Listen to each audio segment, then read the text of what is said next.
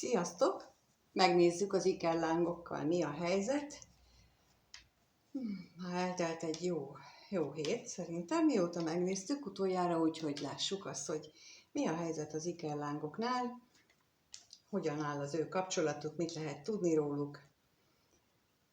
Beindult-e valami fejlődés? Az én megközelítésem szerint az ikellángpár egy férfi és egy nő kapcsolódásából áll, akinek lehet társa, lehet bármi, de a lényeg az, hogy egy férfi és egy nő, és nekik a legfőbb feladatuk az én megközelítésem szerint, az én tudásom alapján úgy gondolom, hogy az élet feladatukat azt végre megcsinálják, mert hogy szerintem már akkor lép életbe ez az ikelláng energia, amikor már többszöri nekifutásra sem tudták megoldani azokat a feladatokat, amiket bevállaltak, és most már igazából már nagyon megérett a helyzet, és nagyon kellene. Úgyhogy nagyon nehéz helyzetben vannak, nekik különösen nehéz az élet, és maga a kapcsolódás is nagyon nehéz, viszont nagyon intenzív és erős. Ezt azért mondom, mert úgy látszik, hogy nagyon sokan,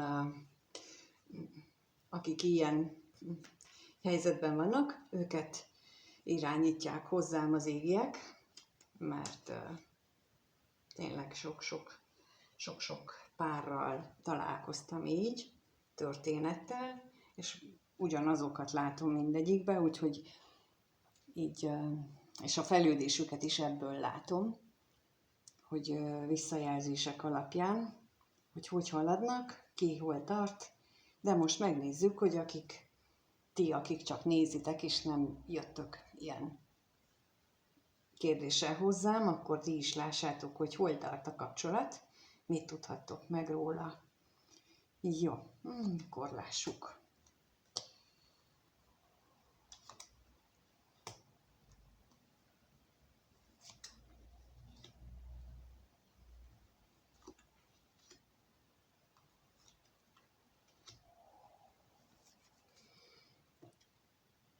Úgy tűnik nekem, hogy vagy az egyik, vagy mindkét fél azon a szakaszon megy keresztül, amikor meg kell tanulnia elveszíteni a földi értékekhez való ragaszkodást. És nagyon határozottan itt van ez a léleknek a tanulási fázisa, és ez a veszteség, a ház és a szerencsétlenség, ez mindezt mutatja, hogy a ragaszkodás, az anyagi világhoz való ragaszkodás az, annak az elengedése, illetve áttranszformálása. És az nem azt jelenti, hogy most hogy ő neki szegénynek kell lenni, hanem azt jelenti, hogy meg kell tanulniuk azt, hogy a lélek az van, és ha el akarjuk hinni, hanem ettől működik egy olyan világ, egy olyan energia, amiről fogalmunk sincsen, amíg ebben a helyzetben nem kerül, addig végképp nem tud róla. Ha itt vagy és nézed a videót, akkor legalább már elindultál keresni az okát, hogy mi történik veled, és ennek a léleknek a feladata az, hogy megtanulja, hogy bizony a lélek feladata sokkal fontosabb, mint az anyagi világnak a napi megélése. És meg kell tanulni a kettőt együtt működtetni, és most ezzel van a fő hangsúly, látom, hogy itt a két dolognak a párhuzamos megélése a legnagyobb kihívás. És akkor megnézzük ezt a veszteséget, hogy mi ez a veszteség.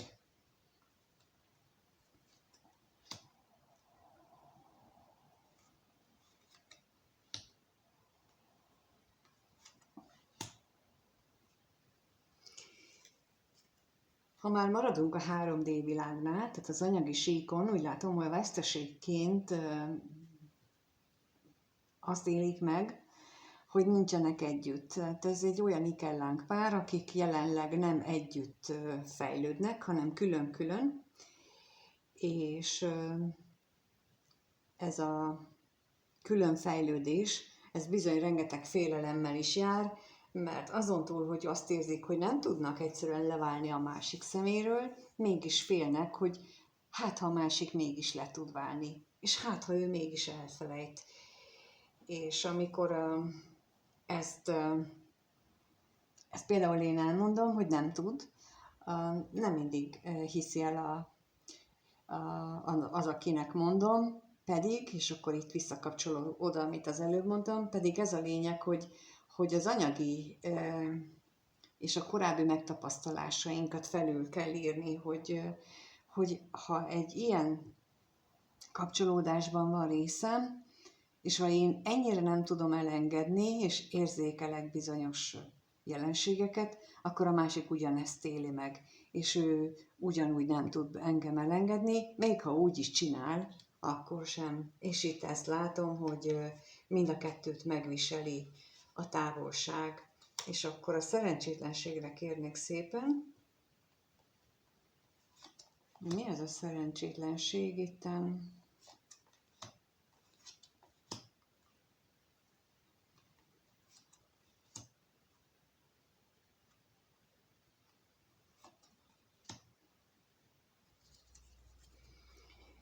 Lehetséges, hogy amikor a találkozásoknak vége lett, akkor annak az volt az oka, mert hogy nem tudtatok kijönni egymással, vagy túlságosan működött az ego, és túlságosan kisajátító üzemmódba kapcsolt valamelyik fél, tehát ez az a ragaszkodás, amit mondtam az előbb, tehát a birtok, vagy a birtoklás, a szerelem, vagy a párkapcsolatnak a birtoklásához való hozzáállást kell lecserélni, és itt ezt mutatják a lapok, hogy itt valójában valószínűleg azért történt a különválás is a múltban, hogy ez túlságosan erős volt az egyik félnél, túlságosan nagy volt a ragaszkodás, túlságosan rá akaszkodott mondjuk a másikra, és ez így most azért mondtam ezt az akaszkodott, hogy nem találtam jobb szót, tehát már majdnem terhes volt, ahogy amennyire próbálta megfejteni, hogy mi az kettejük között, és ezért volt ez az akaszkodás is, mert hogy nem értették egyik sem, hogy mi történik velük, és ebből eredtek ezek a dolgok, és emiatt az egyik fél besokalt, a másik meg abból sokalt be, hogy mennyire túl lett ez spirázva ez az egész kapcsolat. És itt ezt látom, hogy itt az volt a szétválás oka, de ez csak a földi megtapasztalásunk, hiszen a valódi ok az volt, amit itt láttam, hogy értsük meg, mármint az ikellánk, mind a két fele értse meg azt, hogy ezeket a földi szokásokat, mármint földi szerelem tekintetében berögzült szokásokat, hogy ellenőrizgetjük a másikat, meg hogy én ezt akarom csinálni, meg azt akarom csinálni, ez nem a feltétlen szeretetnek a jellemzője, hanem ez az átlagos földi kapcsolódásnak a jellemzője, és egy ilyen ikellánk szerelemben az a lényeg, hogy a másikban megbízom, mert tudom, hogy ő nem tud engem elengedni. És ha nincs velem, akkor sem tud engem elengedni. És lehet, hogy ő mondjuk fizikailag mással van, sőt, akár mással fekszik le. Ettől még ő hozzám tartozik, mert ő nem tud engem elengedni. És erre a szintre ez a lelki fejlődésnek az a foka, ami után már bekövetkezik az, hogy azt csinál, amit akar. Én tudom, hogy szeret, én tudom, hogy én vagyok neki a társa, és ha nincs velem, akkor nincs velem. és nem azzal töltöm a napomat, hogy várom, hogy mikor jön vissza, hanem tudom, hogy majd jön, pont akkor, amikor kell. Ez is a lelki fejlődésnek a fázisa, vagy szakasza, amiről az előbb beszéltem, és akkor megnézem ezt a betegséget, mert lehet, hogy ehhez kapcsolódik.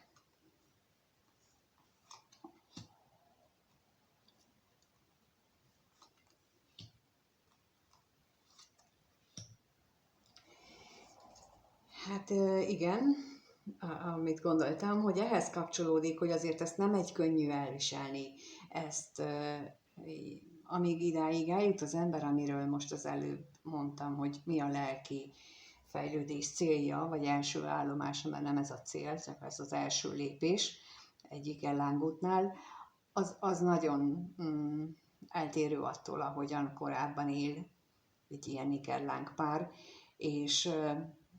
és a sors nagyon elbizonytalanítja ilyenkor a pár tagjait, és ilyenkor megint az jön ki, hogy ez az elbizonytalanítás tulajdonképpen arról szól, hogy az korábbi értékeknek a magunk mögött hagyása.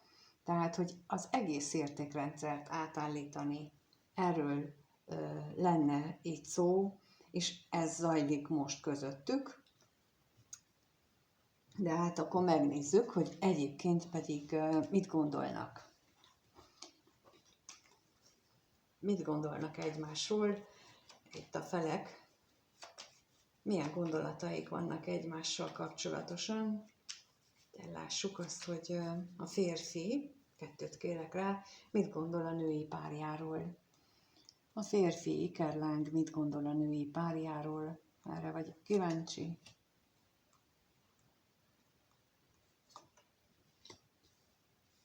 És a nő mit gondol a férfiről?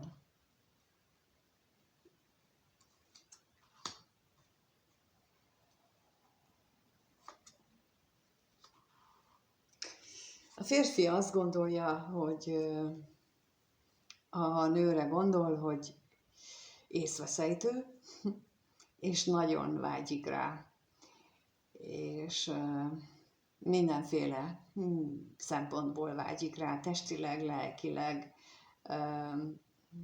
vágyik arra, hogy ők együtt legyenek minden szempontból, nem csak testileg, hanem a lelkek is találkozzanak.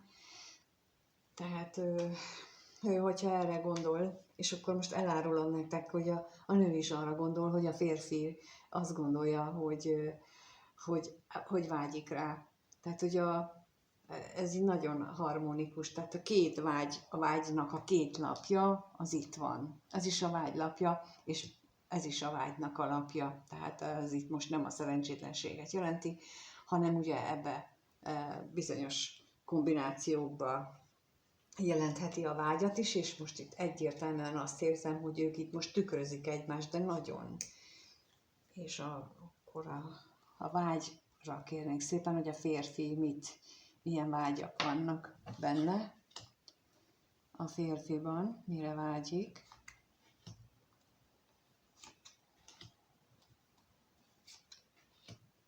És a levélre is kérek.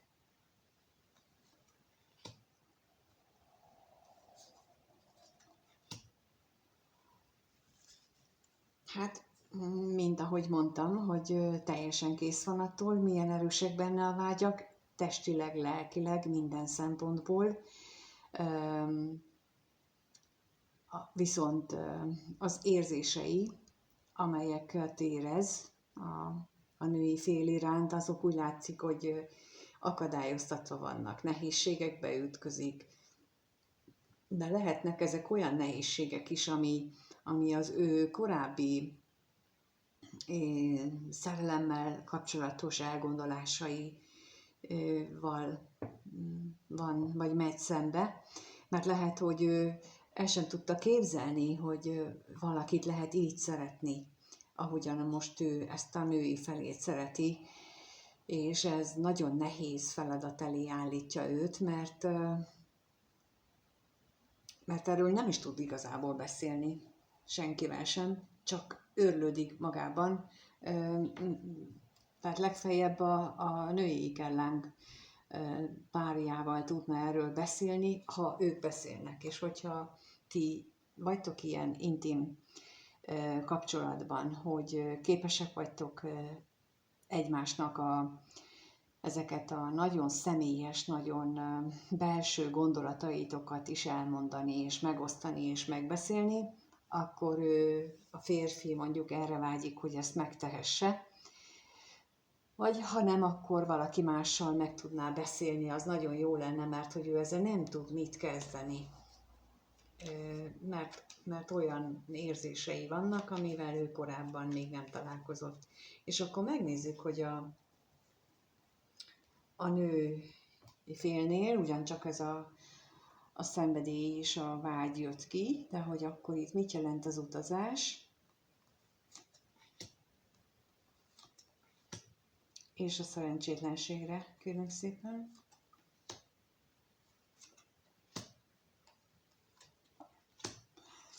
Ez a vágy, ez a szenvedély annyiban különbözik a másiktól, hogy azért ez itt a női gondolatok szerint a férfiban a cselekvő vágy jelenik meg. Míg a férfinál nem csak a cselekvő, tehát a testiségre, a szenvedélyre vonatkozó vágy, hanem a lélek vágya is látható.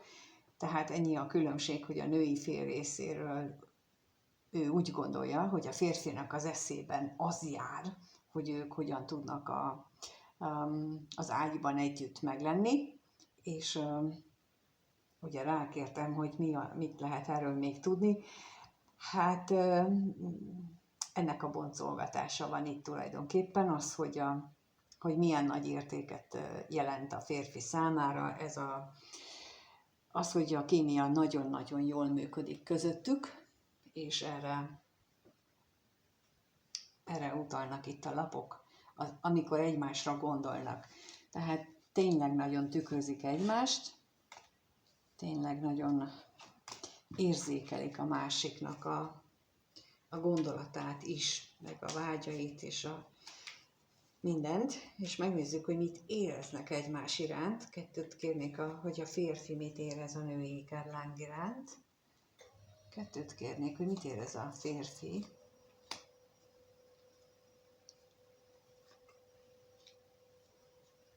És kettőt, hogy mit érez a nő a férfi iránt.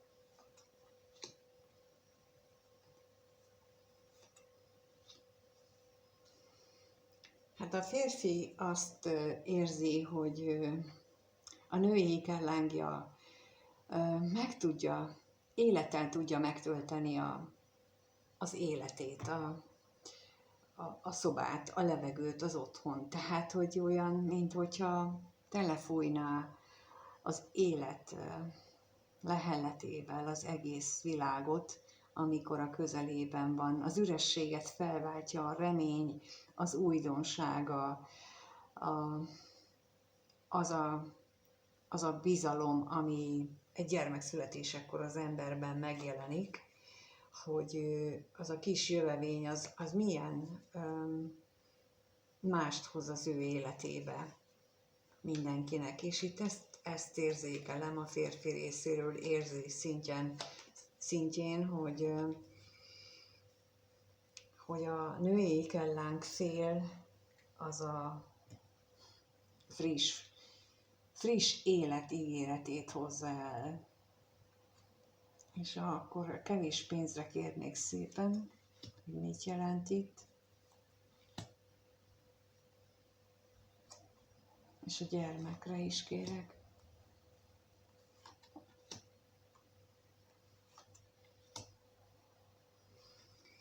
A semmiből, időnként a semmiből jön elő ez az érzés benne, ez a határtalan bizakodás és ez a pozitív érzés, hogyha a női félre gondol, illetve, hogy amikor találkoznak, akkor minden akadály és minden nehézség olyan pillekönnyűvé válik, és nem számít, nincsenek már azok a hegyek, és amikor együtt vannak, akkor minden lehetséges, mindenre úgy érzik azt, hogy de igen, ezt meg lehet valósítani, de igen, ez jól fog működni, és ez jó lesz.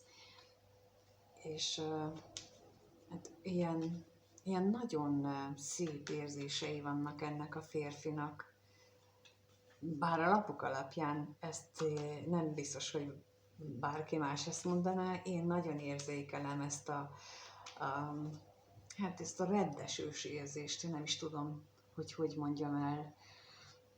Na mindegy, szóval ez így ilyen tele van hittel, ha a nőre gondol, hogy ő képes, ő mindenre is képes, ő mindent is meg tud változtatni, ő mindenből csodát tud varázsolni. Pedig ez már nem egy új keletű kapcsolatnak tűnik nekem, és ez az a fajta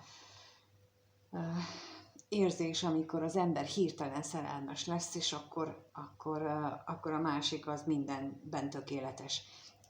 Itt is ezt érzékelem, vagy hasonlót, de azt látszik, hogy ők már egyszer külön mentek, ők már voltak együtt, nekik már van múltjuk, és most nincsenek együtt, és a férfi az mégis így érez, mintha most ismerte volna meg. Tehát, hogy itt ez a különleges ebben. És a női fél részéről pedig ott vannak hát ő lehet, hogy kicsit bizonytalanabb, lehet, hogy kicsit félénkebb a jövőt illetően, de akkor még megkérdezzük, hogy a bíró itt mit jelent.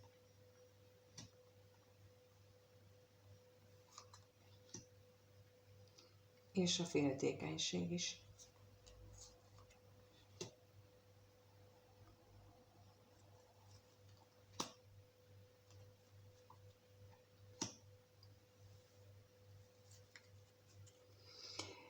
Lehetséges, hogy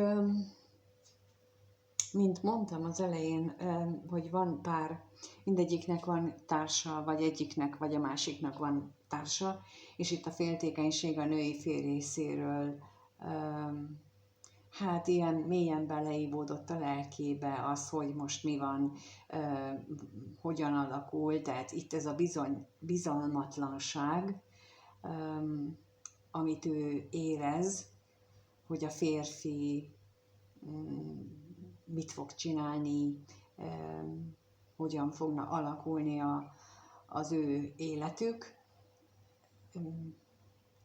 Ugyanakkor pedig a bizonytalanság arra is vonatkozhat, hogy mennyire hat rá a másik félre az anyagi biztonsága, a vagyon, amit felhalmozott. És az előbb a férfinál ugye azt éreztem, hogy ő mennyire reddes ebben a kapcsolatban, érzelmileg mennyire magával ragadja ez a kapcsolat. Itt a női fél részéről ő sokkal inkább az anyagban érzem, vagyis hát úgy az anyagban érzem, hogy ő racionálisan gondolkodik most az érzései tekintetében, hogy mit lehet ebből kihozni. Na, és akkor itt van az első kérdésre a visszautalás, hogy ezen kell túllépnie, nem kell ezzel foglalkozni, hogy hogyan fog alakulni, mert ameddig ezzel van elfoglalva, addig nem fog alakulni se, hogy túl kell lépni. Ezt az egész megvalósulást, hogy hogyan lesz, vagy hogyan lehetne, vagy kivel mi lesz, ezt az égiekre kell bízni, mert nekik, mármint akik ilyen ellen kapcsolódásban vannak, nem ez a feladatuk, nekik csak annyi a feladatuk, hogy higgyenek és csinálják a dolgot. És a mindennapi feladatokat azt lássák el, és ha jön egy hirtelen helyzet vagy változás, akkor azt tudják be, hogy hát ez volt az égiek akarata, és elfogadom, akkor legyen így, és akkor azt csinálom ezen túl. Ez nagyon nehéz megvalósítani, de tulajdonképpen hosszú távon ez a másik cél, amit meg kell tanulni, hogy bizony ki vannak szolgáltatva, mert amikor megtörténik a találkozás, akkor onnantól kezdve egy olyan, mintha elindulna egy program, ami előre meg van írva, előre be van táplálva a számítógép rendszerébe, és megy végig. És hogyha elbukik, mint egy számítógépes játékban, elbukik, akkor újra kell kezdeni a kört.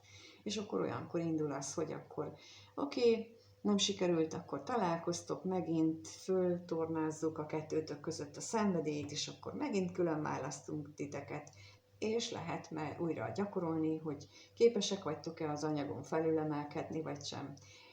És akkor utána, amikor elérnek egy szintig, akkor újra teszt, és ha meglépik, akkor a következő szintre léphet, ha nem, akkor kezdik újra. És erről szól tulajdonképpen egy ikerláng kapcsolódás, és a férfinál azt érzem, hogy ő ezt a reddeső fázist elérte, tehát, hogy ő úgy érzi, hogy ő boldog, tehát ő most nem foglalkozik mással, csak azzal, hogy az ő nézőpontja szerint a női fél bármit meg tud csinálni. És a női fél pedig ehelyett agyal, és jó lenne, hogyha ő is egy kicsit a férfi példáját követné, mert azt hiszem, hogy akkor itt megugornák a következő tesztet, úgyhogy nem sok hiányzik hozzá, már csak kicske. És akkor jöhet a következő teszt, aminek esetleg az is a vége, vagyis hát az is az eredménye, hogy azt mondják, hogy oké, akkor innentől kezdve együtt fejlődhettek. És bármennyire úgy tűnik, hogy ez pillanatnyilag kivitelezhetetlen, tapasztalatom szerint, az égiek szerint nincs olyan, hogy lehetetlen, meg kivitelezhetetlen csodák tudnak történni. De megnézzük, hogy történik-e, úgyhogy a következő 1-2 hétben hogyan alakul a kapcsolatuk ennek az ikerláng párnak, erre vagyok kíváncsi, hogy hogyan alakul az ő kapcsolatuk. Lesz-e teszt? Megugorják-e?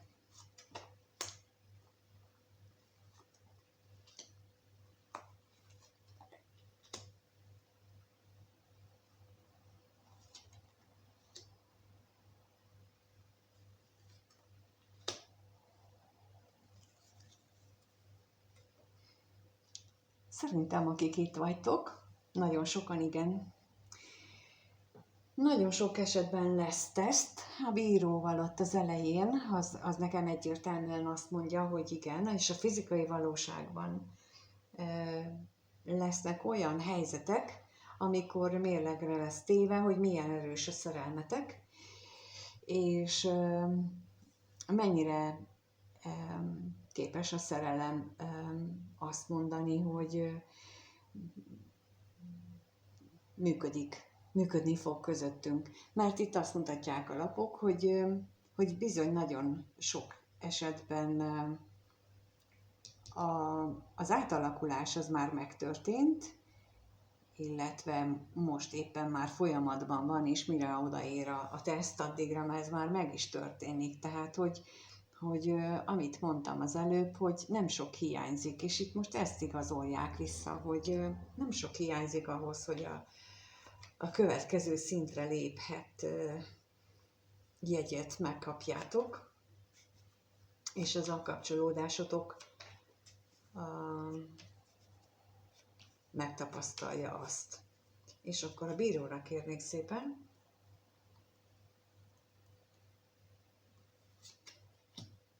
Hogy mit tudhatunk meg.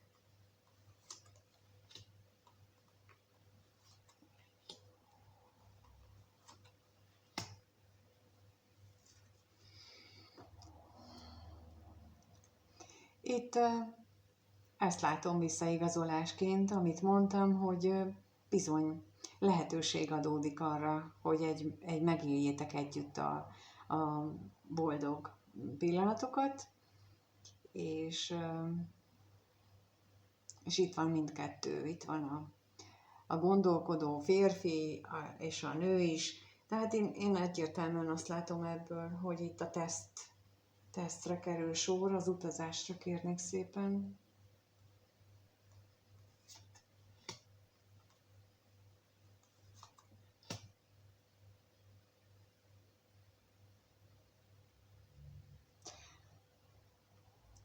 Segítség érkezik. Határozottan azt látom, hogy fog érkezni segítség.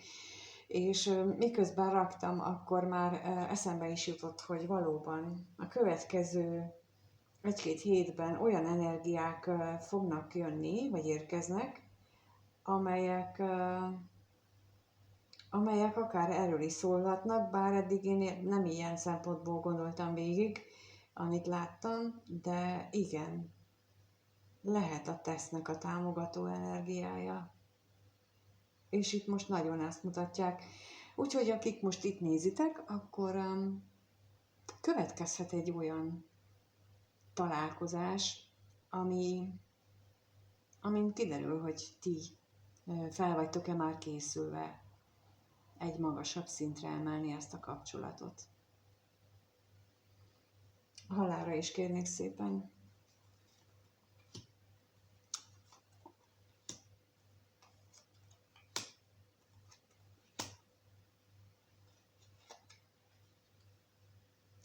Ne féljetek attól, hogy mit tartogat számotokra a jövő. Ne ezzel legyetek elfoglalva. Itt azt látom, hogy az isteni időzítés működik. Az átalakulás, aminek meg kell történnie, mint az előbb is mondtam, az megtörtént. Azon már átmentetek. De az, hogy hogyan vizsgáztok le, tehát már megtanultátok a leckét, de a vizsga része most jön. És az, hogy hogyan vizsgáztok le, az nagyban attól függ, hogy mennyire izguljátok túl a dolgot. Hogy mennyire hiszitek el, hogy képesek vagytok ti ezt a bármire, tehát ezt a vizsgát megcsinálni, vagy mindegy, hogy mit hoz az élet. És ez tényleg nagyon különböző lehet. Lehet, hogy egyeseknél ez úgy jelenik meg, hogy találkoztok, és lehetőség lesz újra arra, hogy rendszeresen találkozzatok. Lehet, hogy valakinél úgy jelenik meg, hogy csak beszéltek. Lehet, hogy valakinél az is föl fog vetődni, hogy akkor hogyan tovább. Tehát, hogy az egyik fél megkérdezi a másiktól, hogy akkor milyen közös utat szánunk magunknak. Van közös utunk? És akkor ez egy nagyon is valós teszt arra, hogy most mennyire vagytok készen, mennyire hisztek abban, hogy van közös út, vagy még nem tartotok ott, hogy ti egy ilyenbe belekezdjetek. Illetve mit kell elintézni, mi az, tehát vagy elkezdte kifogásokat keresni, vagy hogy mi a közös út. Milyen feltételek vannak a közös úthoz. Szóval erről lesz szó a következő 1-2 hétben az ikerlángoknál, hogy érkezik a teszt. A következő szintre lépéshez való teszt, és mindenkinél kiderül, hogy ez hogyan lesz meglépve, vagy sem, vagy vissza kell még ismétlőre menni, vagy magasabb osztályba léphet. Nagyon szép kirakás, én nagyon szurkolok mindenkinek, mert azt érzem, hogy itt tényleg van itt erre lehetőség. Nagyon pozitív háttérérzelmet érzek mindkét részről, úgyhogy én szurkolok. Ha úgy gondoljátok, hogy egyéni kirakást kértek, mert hogy nem tudjátok, hogy most a magatokéban hogy álltok, akkor a leírásban megtaláljátok az elérhetőséget, ahol kereshettek engem, és meg tudjuk beszélni nagyon sok mindent ezen kívül, mert itt igyekszem sok mindent belesűríteni egy videóba, de ezen kívül még nagyon sok más minden is van, amit továbbadhatok, vagy megoszthatok veletek. Köszönöm szépen a kommenteket is, amelyben megírjátok, hogy mit gondoltok, vagy hogyan élitek meg. Annak is örülök, ha megírjátok, hogy ti tapasztaltok-e magatokon ilyen átalakulást, vagy milyen energiákat tapasztaltok, hogy van-e ilyenfajta megélésetek, ezt nagyon szívesen veszem, hogyha erről megírjátok, mert mindegyik egy visszajelzés segít, az, hogy minél több embernek tudjon pontosabban elmondani azt, hogy mire számíthatnak, meg hogyan van, hiszen a véleményem szerint a következő évtizedek, azok ezt nagyon-nagyon föl fogják erősíteni, úgyhogy ezért jó lenne minél több tapasztalatot összegyűjteni. Ezért köszönöm a kommenteket, a lájkot és a feliratkozást is, és egyébként pedig mindenkinek minden jót kívánok, sziasztok!